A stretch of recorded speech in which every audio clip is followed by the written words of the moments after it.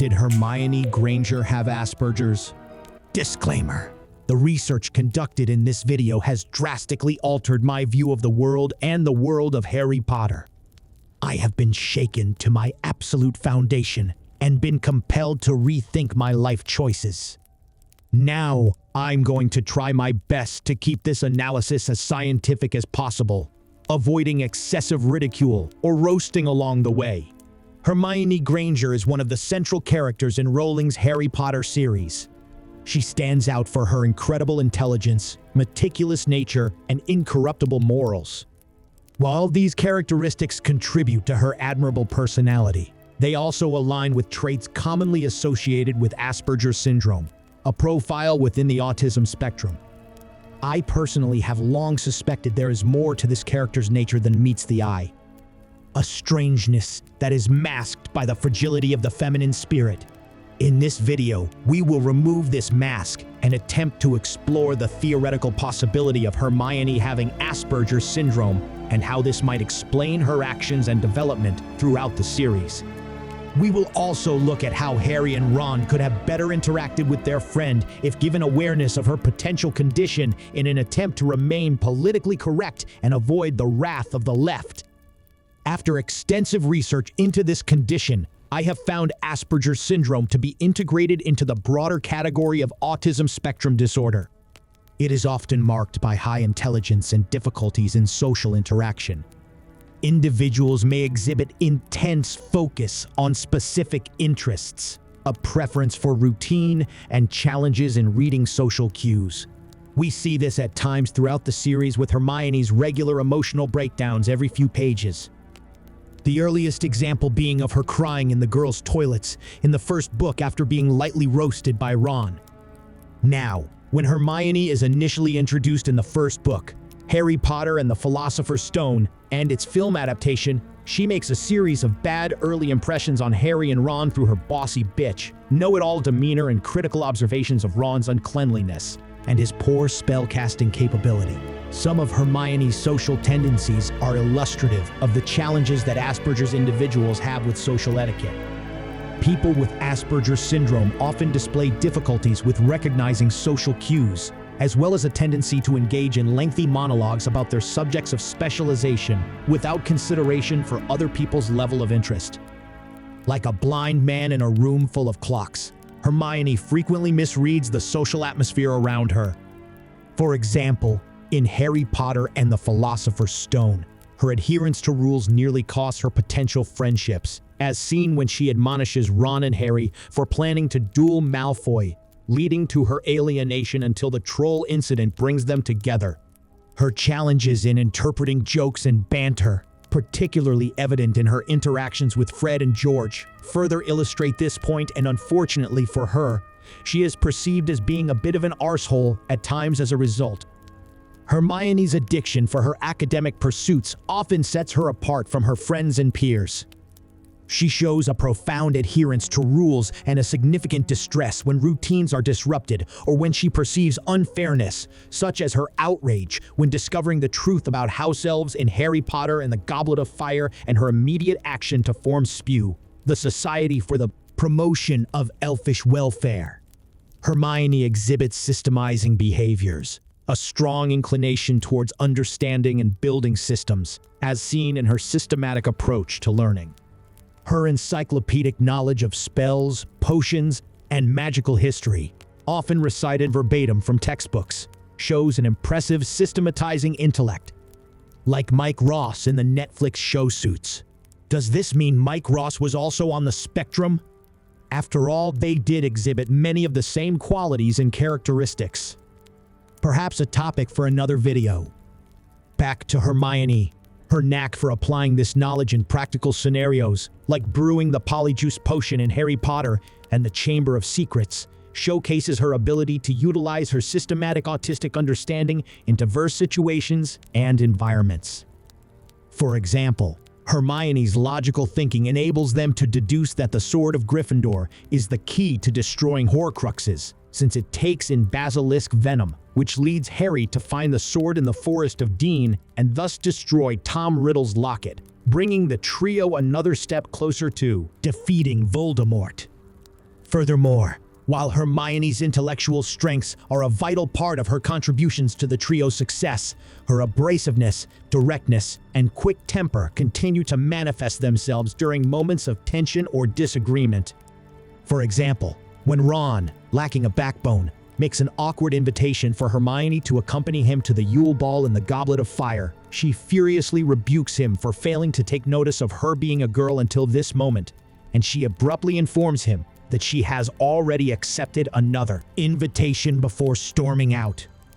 Later, when Ron learns that her date is the rival Triwizard Tournament champion Victor Krum, his envious, scummy nature is awakened, leading to confrontation with Hermione, which prompts her to angrily order both Harry and Ron to bed, and Harry is quick to comply, like a little bitch, since she is not one to argue with when her temper is up, and he too lacks a backbone at times, though less so than Ronald Weasley.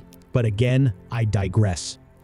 Her bossy streak also manifests itself in the Half-Blood Prince when she repeatedly hits Ron on the shoulder with her book, ordering him to stop eating because of her concern that Harry is missing.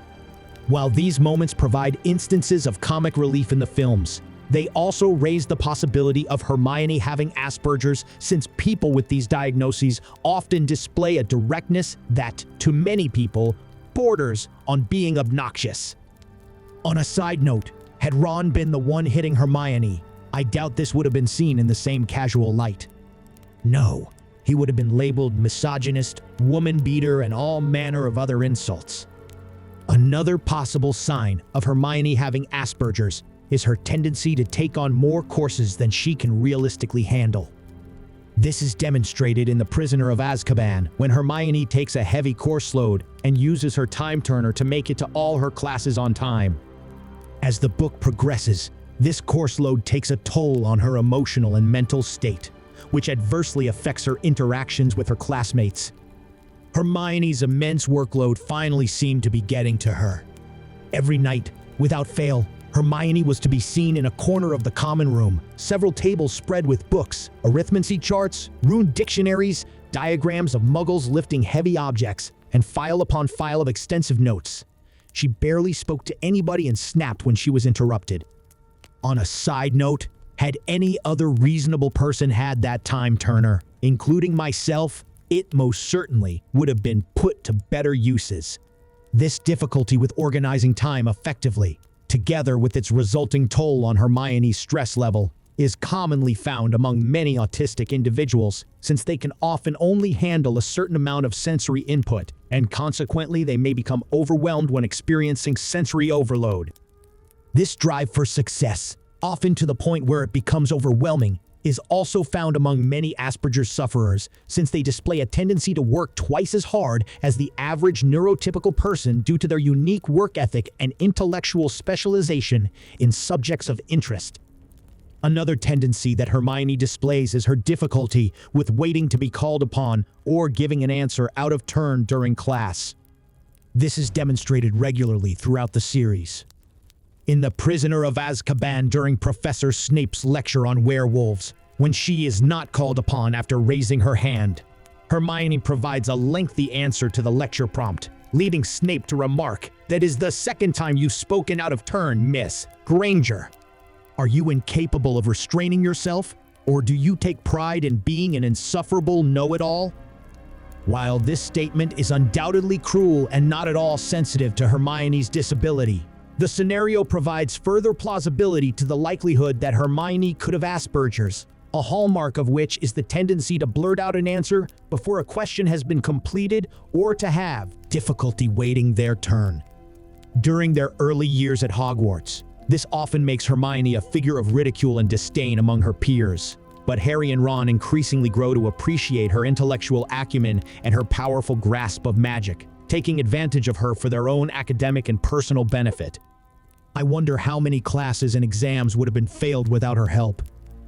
In conclusion, the argument for Hermione Granger potentially having Asperger's syndrome is compelling, considering the array of neurodivergent traits evident in her characterization throughout the Harry Potter series.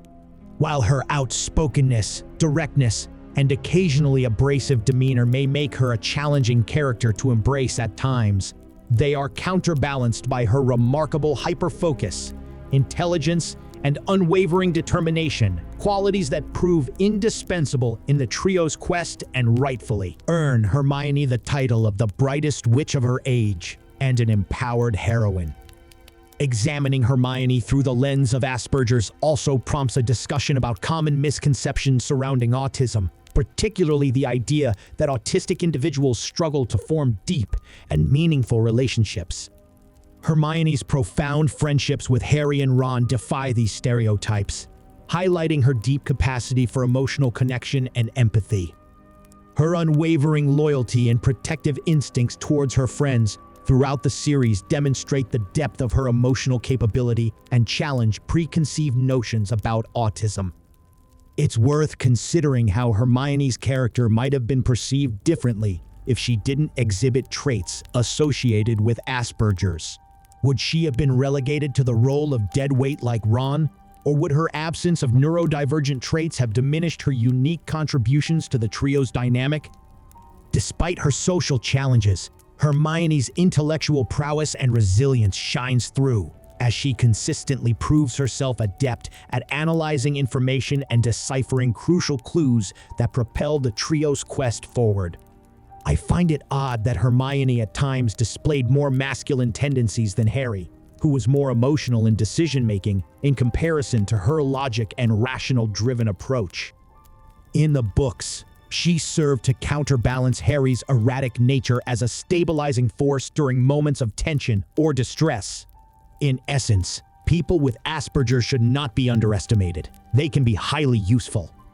In my own life, I have a colleague on the spectrum who I find to be similar to Hermione in many ways, and I, like Harry and Ron, have had the pleasure of my colleague's assistance in finishing my homework. I am pleased to say my research into autism has enabled me to better understand the condition and, by extension, my colleague, educating me to more effectively utilize my colleague's capability to help enhance my own work. Alas, stay tuned for our next Harry Potter videos. Did the Weasley twins have ADHD? And would suffering Tourette's syndrome make spellcasting difficult or downright dangerous? Thanks for joining us on this adventure. If you enjoyed the journey and are eager for more wild fan fiction, don't forget to hit that like button, share with your fellow fans, and subscribe for more episodes. And if you're as enchanted by the idea of Middle-earth meeting Hogwarts as we are, make sure to check out our series exploring this magical crossover. Your support brings these worlds to life. Until next time, keep the fantasy alive.